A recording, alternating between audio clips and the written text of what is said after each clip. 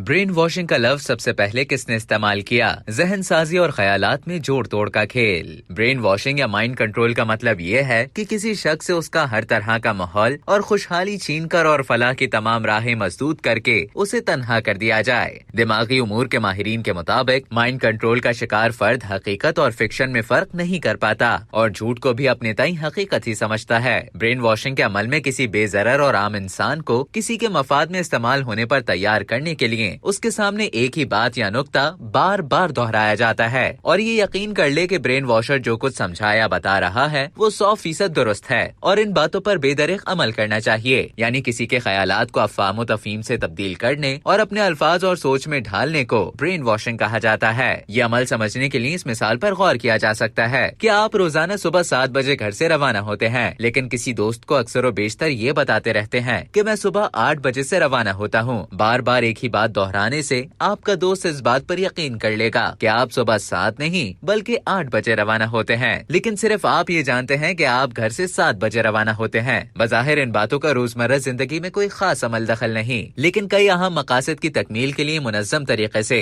दुनिया भर में इंसानों के ब्रेन वॉश किए जाते थे। ब्रेन वॉशिंग का लफ्ज 1950 में एक अमरीकी सहाफी एडवर्ड हंटर ने पहली बार इस्तेमाल किया था। चीन और कोरिया की जंग में कई अमरीकी फौजियों को जंगी कैदी बनाकर जेलों में ठूंसा गया। उन पर जिस्मानी तशद्दुद करने के अलावा नफ्सियाती दबाव भी डाला जाता था। उनके जहनों और ख्यालात में तब्दीली लाई गई, यानी उनकी जहन साजी की जाती थी। ये लफ्ज मिस्री लिटरेचर में भी मौजूद है कि जहन साजी और ख्यालात में जोड़ तोड़ और तब्दीली का अमल कैसे किया जाता है। अब तक के लिए इतना ही। मजीद इसी तरह की मालूमात हासिल करने के लिए डेली जंग के YouTube चैनल को सब्सक्राइब करें और Facebook के पेज को लाइक करना ना भूलें।